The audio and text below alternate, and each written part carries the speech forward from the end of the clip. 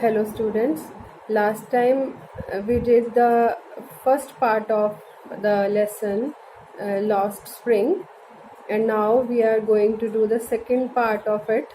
Its name is I Want to Drive a Car. Last time हमने साहिब आलम के बारे में एक चैप्टर पढ़ा था जिसमें वो गार्बेज में से कभी कभी उसे ₹1 मिल जाता है। इसके बारे में वो अनीस जंग को बताता है। Anees Jung is the writer of this lesson. तो उसका सेकंड पार्ट जो है I want to drive a car, ये एक दूसरे बच्चे की कहानी है जिसमें एक लड़का जो है वो अपनी फैमिली के ट्रेडिशनल काम को नहीं करना चाहता। This story is about the families of bangle makers of Firozabad. Firozabad एक जगह है जहाँ पर कि सभी जो परिवार हैं इस शहर के वो ज़्यादातर बैंगल मेकिंग के काम में लगे हुए हैं। तो this story is about Mukesh.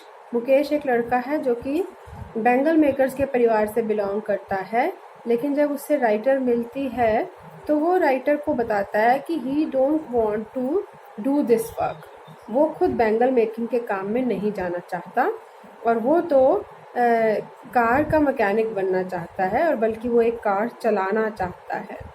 तो स्टोरी जो है शुरू में ही हमने पढ़ा था कि it is a story about those children whose childhood has stolen. ऐसे बच्चों की कहानी है ये जो गरीब बच्चे हैं, जिनका बचपन जो है वो उन्हें नसीब ही नहीं होता।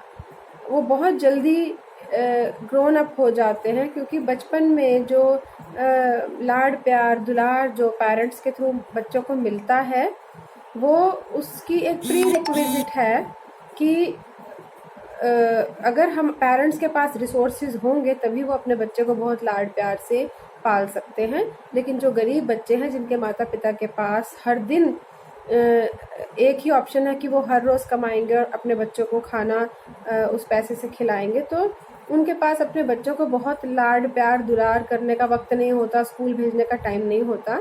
तो वो शुरू से ही उन बच्चों को जो उनके ट्रेडिशनल काम है उसकी तरफ भेजना शुरू कर देते हैं। तो इस लेसन में हम इस बारे में पढ़ेंगे कि कैसे एक बच्चा अपने माता पिता के जो ट्रेडिशनल परंपरागत काम है उसको ऑप्ट नहीं करना चाहता। He has his own dreams and he want to fulfil it. उसके अपने सपने हैं और अपने सपनों को वो साकार करना चाहता है। तो यानी गरीब व्यक्ति, गरीब बच्चे से हम उसका धन दौलत उसके पास नहीं है, हम उसके रिसोर्सेज को तो हमने उससे छीन रखा है, लेकिन हम उसके सपना देखने की जो उसका अधिकार है, जो इच्छा है, वो तो उससे नहीं छीन सकते हैं। तो वो बच्चा जो है, वो मुकेश जो है, वो अपने जीवन के लिए एक सपना सजोए हुए है। So let us start with the lesson. I want to drive a car. मैं तो कार चलाना चाहता हूँ, मैं एक कार चलाना चाहता हूँ। Mukesh इंसिस्ट्स on being his own master. Mukesh जोर देकर के कहता है कि मैं अपना मालिक खुद बनूंगा। I will be A motor mechanic. मैं एक गाड़ी का मैकेनिक बनूंगा। ही अनाउंसेस, वो घोषणा करता है। Do you know anything about cars? I ask. I कौन है? अनीस जंग। अनीस जंग पूछती है कि तुम कारों के बारे में कुछ जानते हो? I will learn to drive a car, he answers. तो वो उत्तर देता है कि मैं गाड़ी चलाना सीख लूँगा। Looking straight into my eyes, सीधे मेरी आंखों में देखते हुए कहता है। यानी उसके मन में कोई दुविधा नहीं है। तो वो राइटर की आंखों में सीधे स्ट्रेट देखते हुए कहता है कि मैं कार चलाना सीखूंगा। His dream looms like a mirage amidst the dust of streets that fill his town, Firozabad, famous for its bangles. उसके जो सपने हैं वो उसकी आंखों में एक मृग मरीचिका की तरह घूम रहे हैं, उसकी आंखों में पड़े हुए हैं। और कैसी आंखें हैं वो? amidst the dust of streets that fill his town, Firozabad. वो उस फिरोज़ाबाद नामक कस्बे में रहता है जिसकी गलियों में धूल भरी हुई है, और वह फिरोज़ाबाद जो कि प्रसिद्ध है चूड़ियों के लिए, बैंगल मेकिंग के लिए। वहाँ की धूल भरी सड़कों के बीच में एक बच्चा जिसके आंखों में ये सपना तैर रहा है कि वो एक दिन गाड़ी चलाना सीखेगा। Every other family in Firozabad is engaged in making bangles. Firozabad का हर दूसरा परिवार जो है वो चूड़ी बनाने के काम में लगा हुआ है। It is a centre of India's glass blowing industry where families have spent generations working around furnaces, welding glass, making bangles for all the women in the land, it seems.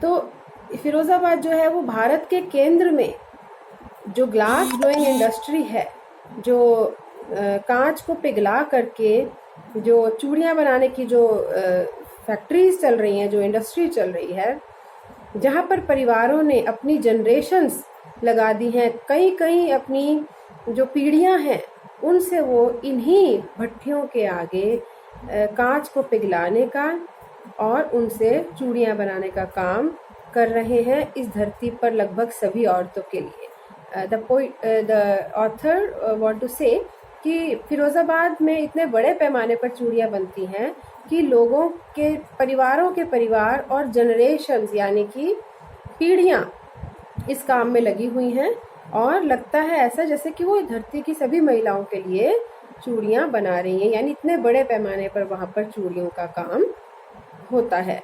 Mukesh family is among them. Mukesh का परिवार भी उन्हीं परिवारों में से एक है। None of them know that it is illegal for children like him to work in the glass furnaces with high temperature. उन परिवारों में से कोई नहीं जानता कि इतने छोटे बच्चों का कांच की भट्टियों के आगे इतने हाई टेम्परेचर पर, इतने ज़्यादा तापमान पर काम करना, इन डिंजी सेल्स जो विदाउट एयर एंड लाइट, ऐसे कमरों में बैठकर जहाँ ना हवा है ना रोशनी है, ऐसे अंधेरे कमरों में, that the law if enforced could get him all those 20,000 children out of the hot furnaces where they slog their daylight hours। तो वो कह रहे हैं कि कोई नहीं जानता है कि इतने छोटे बच्चों को इस तरह की भट्टियों के आगे काम करवाना लॉ एक अनलॉफुल एक्टिविटी है, गैर कानूनी है। और यदि लॉ को एनफोर्स किया जाता है, कानून का दबाव बनाया जाता है, तो it could get him and all those 20,000 children out of the hot furnaces. तो ये सब 20,000 बच्चे जो कि इन जलती हुई भट्टियों के आगे बैठ करके काम करते हैं और अपने they slog their daylight hours, उनका सारे दिन के घंटे जिसमें रोशनी होती है बाहर, उस सारे समय में वो इन अंधेरे कमरों में बैठकर चूड़ियाँ बनाते हैं। Often losing the brightness of their eyes, वो अपनी आंखों की रोशनी को बहुत जल्दी खो देते हैं क्योंकि वो दिन भर बाहर जबकि रोशनी है लेकिन वो अंदर अंधेरे कमरों में बैठ करके इतनी गर्म भट्टियों के आगे बैठ करके कांच को पिघलाने का और उन्हें चूड़ियों की शेप में ढालने का काम करते हैं, जो कि पूरी तरह से इलीगल है। और यदि कानून का दबाव बनाया जाए तो इन 20,000 बच्चों को इससे हटवाया भी जा सकता है, लेकिन इस कानून को वहाँ पर कोई नहीं जानता। तो Mukesh eyes beam as he volunteers to take me home. Mukesh की आंखें चमकती हैं जब वह मुझे कहता है कि अपनी स्वेच्छा से कहता है कि वो मुझे अपने घर ले जाना चाहता है, which he proudly says is being rebuild. और वो बड़े गर्व से कहता है कि हमारा घर जो है वो नया बन रहा है। We walk down stinking lanes choked with garbage. अब अनीस जंग जो है उस बच्चे के कहने पर उसके साथ चल पड़ती है और वो बहुत बदबूदार गलियों में से गुजरते हुए, जिसमें कि नालियाँ जो है वो चोक्ड हैं गार्बेज की वजह से। चोक्ड का मतलब होता है वो रुकी हुई हैं और गार्बेज है कचरा, कचरे से रुकी हुई हैं नालियाँ और बड़ी बदबू आ रही है वहाँ से। Past homes that remain hovels with crumbling walls, और वो ऐसे घरों के आगे से गुजरती हैं जो कि बहुत ही पुअरली बिल्ट है, बहुत ही ख़राब ढंग से बने हुए हैं और जिनकी दीवारें भी बहुत पक्की दीवारें नहीं हैं। वॉबली डोर्स, लचर पचर उनके दरवाजे हैं। नो विंडोज़, कोई खिड़कियां नहीं हैं उन घरों में। Crowded with families of humans and animals को एग्जिस्टिंग इन ए प्राइमेवल स्टेट। और उन छोटे छोटे घरों में, बदबूदार गलियों के उन छोटे घरों में जिसमें कोई खिड़की नहीं है और वहाँ पर जो है जानवर और इंसान एक साथ घरों में भरे हुए हैं, भीड़ की तरह से साथ साथ में वो रह रहे हैं इन आदिम घरों में he stops at a door of one such house. इसी तरह के घर के सामने मुकेश जो है वो आकर के रुक जाता है। Bangs A wobbly iron door with his foot, और अपने पैर से एक इसी तरह के लचर पचर लोहे के दरवाजे पर जोर से ठोकर मारता है। एंड पुशेज इट ओपन, और उसे खोल देता है। We enter a half built shack, हम एक अधूरी बनी हुई झोपड़ी में घुसते हैं। In one part of it thatched with dead grass, इस झोपड़ी का एक हिस्सा जो है वो सूखी घास से भरा हुआ है। Is a firewood stove over which sits a large vessel of sizzling spinach leaves, और एक तरफ क्या है, अंगीठी जलाई गई है जहाँ पर कि जिसके ऊपर एक बड़े से बर्तन में पालक को पकाया जा रहा है, पालक के पत्तों को पकाया जा रहा है। On the ground in large aluminium platters, जमीन पर बड़ी बड़ी एल्यूमिनियम की प्लेटों में आर मोर चॉप्ड वेजिटेबल्स, और भी कटी हुई, चॉप्ड का मतलब होता है कटी हुई सब्जियां, वेजिटेबल्स रखी गई हैं। A frail young woman is cooking the evening meal for the whole family, और एक दुबली पतली युवा महिला जो है वो शाम के भोजन की तैयारी कर रही है पूरे परिवार के लिए। Through eyes filled with smoke she smiles, आंखों में उसके धुआं भरा हुआ है और लेखिका को देखकर वो मुस्कुराती है। She is the wife of Mukesh Elder brother, वह मुकेश के बड़े भाई की पत्नी है। Not much older in years, she has begin to command respect as the bahu, the daughter-in-law of the house, already in charge of 3 men, her husband Mukesh and their father. हालांकि उम्र में ज़्यादा बड़ी नहीं है वो, लेकिन फिर भी वह घर की बहू है। अब उसने इस तरह से कमांड करना शुरू कर दिया कि वो घर की बहू है और घर के 3 पुरुषों की इंचार्ज भी है, जिसमें कि उसके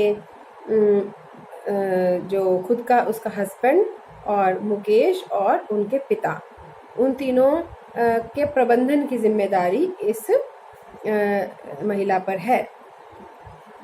When older man enters, जैसे ही बूढ़ा आदमी जो उनका पिता है वो दाखिल होता है कमरे के अंदर, झोपड़ी के अंदर, she gently withdraws behind the broken wall, तो वह धीमे से टूटी हुई दीवार के पीछे की ओर चली जाती है। and brings her veil closer to her face, well VEIL, well का मतलब यहाँ पर है घूंघट जिसे हम कहते हैं। तो वो अपने उस दुपट्टे को सर पर जो उसके है वो उसको चेहरे पर कर लेती है। एज कस्टम डिमांड्स, जैसे कि परंपरा है, daughter in laws must veil their faces before male elders, जैसे कि परंपरा है हमारे यहाँ भी कि बहुएं जो हैं वो बड़ों पुरुष, जो बड़े पुरुष हैं घरों के अंदर, उनके सामने अपना चेहरा नहीं दिखाती हैं और अपने चेहरे को ढक कर रखती हैं। In this case the elder is an impoverished bangle maker, और इस मामले में जो बूढ़ा आदमी है वो एक गरीब चूड़ी बनाने वाला है। Despite long years of hard labour, और कड़ी मेहनत के कई सालों के बाद, कई सालों तक कड़ी मेहनत करने के बाद, फर्स्ट एज ए टेलर, शुरुआत में एक दर्जी के तौर पर, देन ए बैंगल मेकर, और बाद में फिर एक चूड़ी बनाने वाले के तौर पर, ही हैज फेल्ड टू